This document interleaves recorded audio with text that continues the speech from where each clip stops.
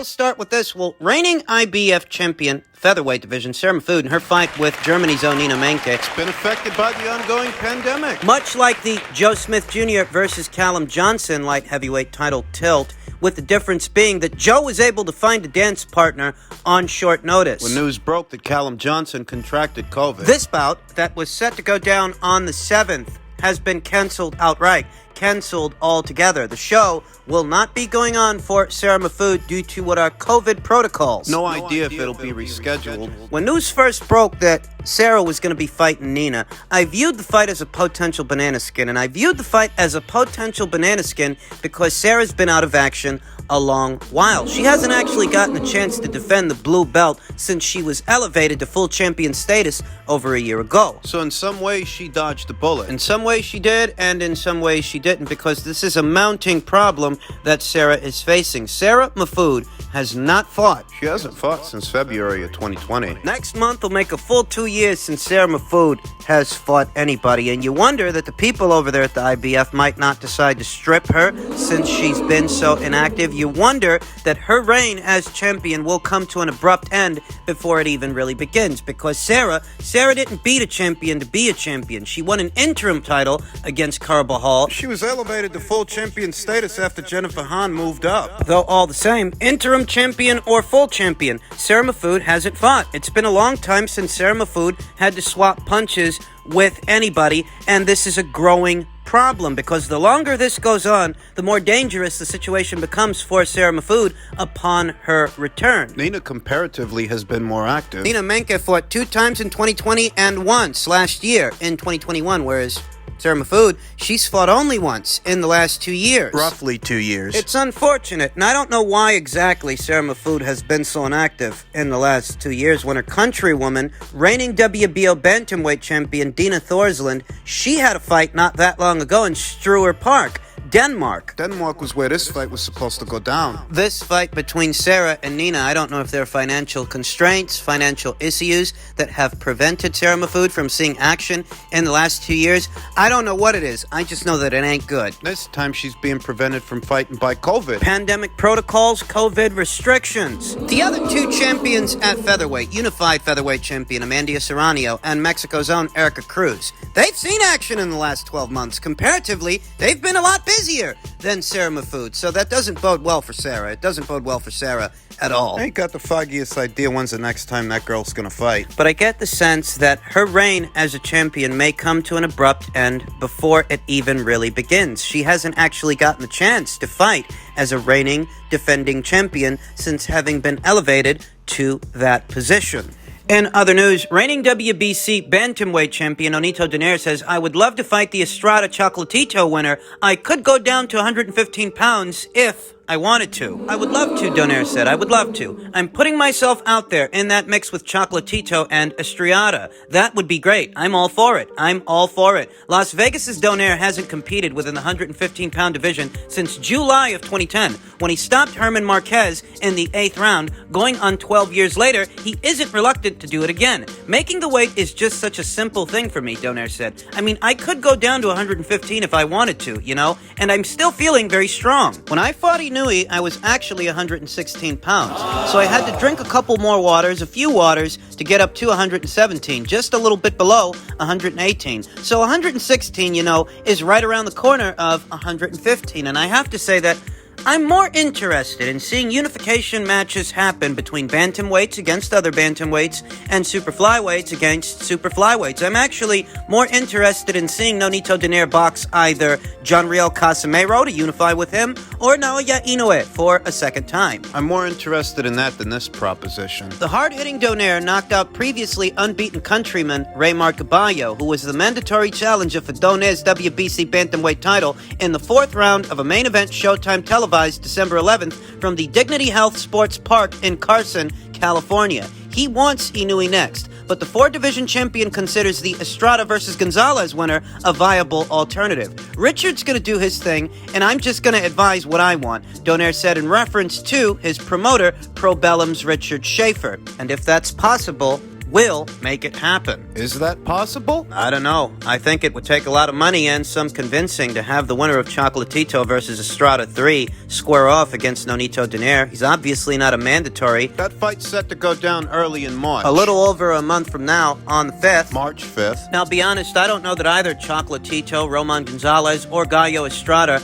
are interested in facing Nonito Donaire. I mean, what would be in it for them? Short of Richard Schaefer preparing a sizable offer for the winner of that fight, a cash offer, I don't see it happening. As a boxing fan, myself, I'm actually more interested in seeing the winner of Estrada versus Chocolatito 3 square off against Japan's own Kazuto Ioka. Kazuto Ioka, who was supposed to be unifying titles late last year with Jerwin on Cajas, but COVID protocols got in the way. Jerwin was unable to enter into the country, and as a result of that, Kazuto Ioka ended up boxing his countryman Ryoji Fukunaga instead. Kazuto fought 2 times last year. 2 times. He fought Francisco Rodriguez in September and Ryoji Fukunaga in December. He's been a little busier than Juan and Roman. Juan and Roman only fought once all of last year, and that was their fight against each other. Ring IQ's fight of the year in the year of 2021. Outside of that fight, neither guy saw action last year. So Kazuto Ioka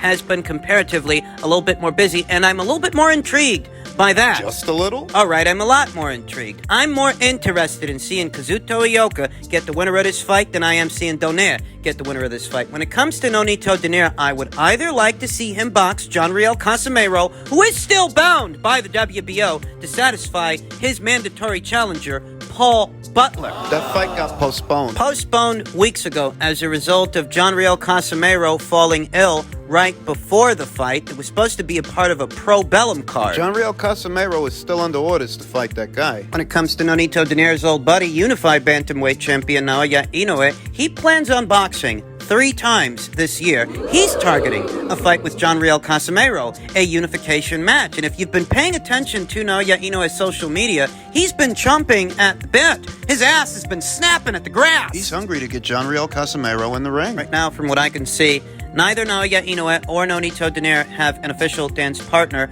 or any engagements that would hinder them from boxing each other for a second time. So why don't they just go ahead and have their rematch and let the winner settle up with the winner of John Riel Casimero versus Paul Butler? WBO title's not available at this time. So why not fight each other? What's the goddamn holdup? I'm not actually interested in seeing Donaire traverse to the super flyweight division when there are enough super flyweights to go around. They got their own scene, and you've got yours. In other news, Frankie Sanchez says, I'll easily KO Tyson Fury. Alexander Usyk is even easier. He doesn't have technique. You're gonna knock them out when you couldn't knock out Christian Hammer. I want the best opponents right now, the top 5, in Tyson Fury and Alexander Usyk, Sanchez told ES News through a translator. I'll knock out Fury easily. He has no boxing skills. Usyk is even easier. He has movement, but he doesn't have the technique that I have. You mean the minimalist approach to boxing that you have? Let's be honest, folks. Most boxing fans don't know shit about boxing, and this minimalist approach to boxing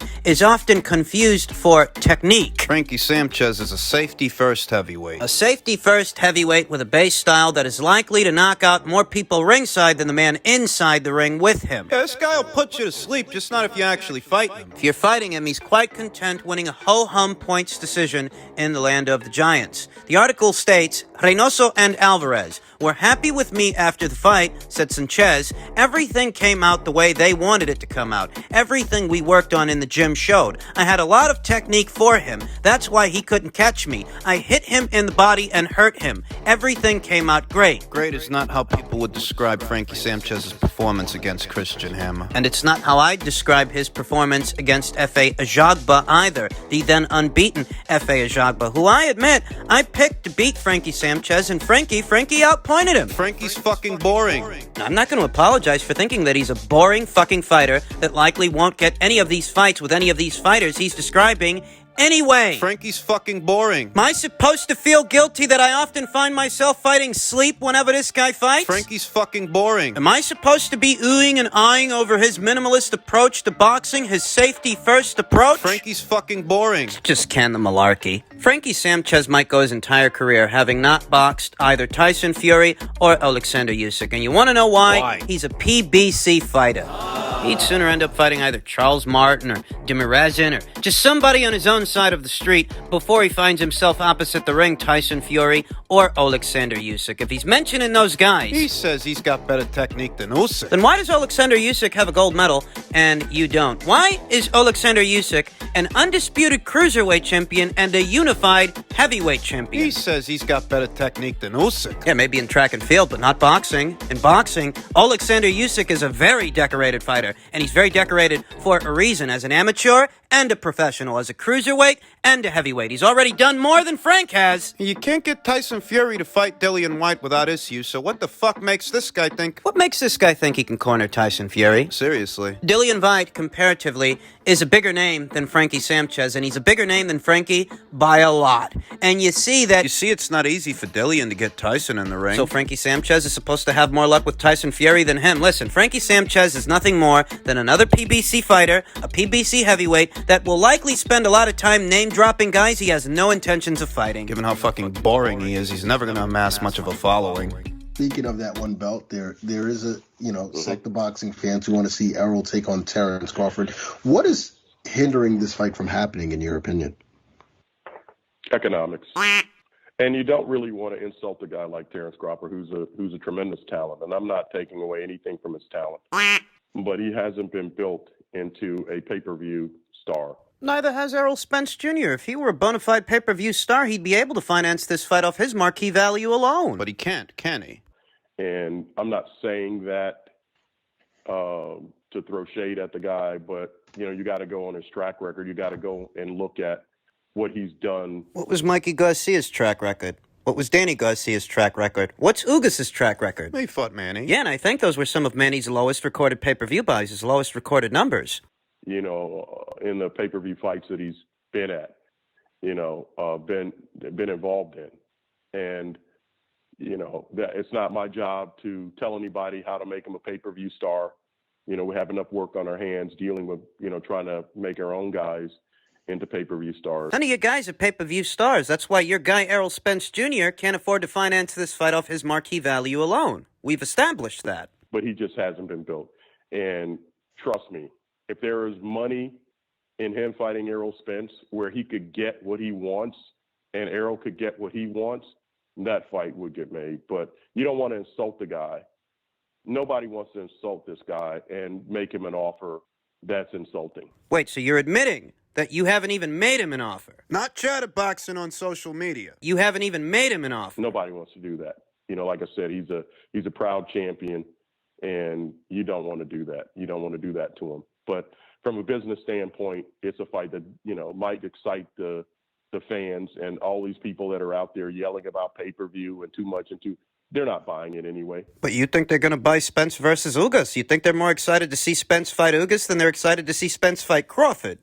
They're not going to plop down any money to make it, successful. They're going to steal the fight. Oh, so you think fight fans stealing fights is exclusive to Terence Crawford, because none of Errol Spence Jr.'s fans stole that Danny Garcia fight, right? But, they're not going to support it on pay-per-view, and the numbers, won't be enough to give him what he needs. Or not necessarily what he needs, but what he wants. And I don't know what that number is, but I would think that number... Yeah, he doesn't know what that number is because they haven't actually sat down with Terence Crawford to try to do the fight. They have made no attempt to make this fight. Would be very high. I'm not involved in those talks, but that's just looking at the sport historically. I just don't... I don't think he should be insulted. Ladies and gentlemen, this is just more of the same. And for the last 3-4 years, I've been telling you, I don't expect to see these two guys fight. Thus, this is just archiving. Record keeping. Chronicling what was said, who said it, and why, and those statements relevant to the Crawford versus Spence fight that in all likelihood will not happen. There are a lot of people out there that seem to be holding out hope that beyond Spence versus Ugas, Spence will then target Terrence Crawford's brown belt, his WBO title. And I've been telling you guys the whole time, I don't know why you guys think that, because in all likelihood, the winner of Spence versus Ugas may end up fighting the winner of Butaev versus Stanionis, which just so happens to be the co-main event to the main event, and the placement of that fight. The winner of Butaev versus Stanionis will be the mandatory challenger for the winner of Spence versus Ugas. And if by some chance the winner of Spence versus Ugas can wriggle their way out of that situation, in all likelihood, if they don't fight that guy, they'll likely fight the winner of Thurman versus Barrios. The narratives might have changed, but the feeling is the same. Oh, before, it was about sides of the street. Top Rank and ESPN, they were an impediment for the fight, whereas now that Terrence Crawford is a free agent, able to cross over to a Fox or a Showtime, now these guys are saying they don't want to pay him. Well, if you would have done the fight when he was still with Top Rank, they could have paid him. They could have paid their guy, you could have paid yours, and this fight would have got done. But in order for that to happen, you gotta actually want to do this fight. And the PBC and Errol Spence Jr. have never wanted to do this fight. Could have been a cross-promotional situation, the same as Wilder versus Fury. But the narrative was, at least amongst Errol Spence Jr. fans, that Top Rank and ESPN were an impediment to negotiations. What negotiations? What? They never entered into negotiations. Yeah, because Errol Spence Jr. never wanted this fight. Errol Spence Jr., who's more likely to try to make out with Terrence Crawford than fight him. Yeah, what the fuck I said. Wasn't he seen whispering sweet nothings into Yellow Beezy's ears not but a few weeks ago? Oh, you think I'm making this stuff up? You see, before, when Top Rank was still promoting Terrence Crawford, you could have had Top Rank put up $5-6 million for Terrence Crawford, maybe $7. They'll bear the risk of paying him, and you bear the risk of paying your guy, your boy, Errol Spence Jr. And that would have made the fight possible. That could have made the fight happen back when the fight wasn't cold product, back when the fight wasn't a sore spot for a lot of boxing fans. It's excuse after excuse, year after year. Errol Spence Jr. isn't a bona fide pay-per-view star because pay-per-view stars can finance fights like this off their marquee value alone. The same way Canelo can. The same way Anthony Joshua can. If Errol's marquee value ain't enough to where this fight can be financed. Stop telling me about how he's a pay-per-view attraction, a pay-per-view star. He's not a star. He's protected. He's on borrowed time anyway.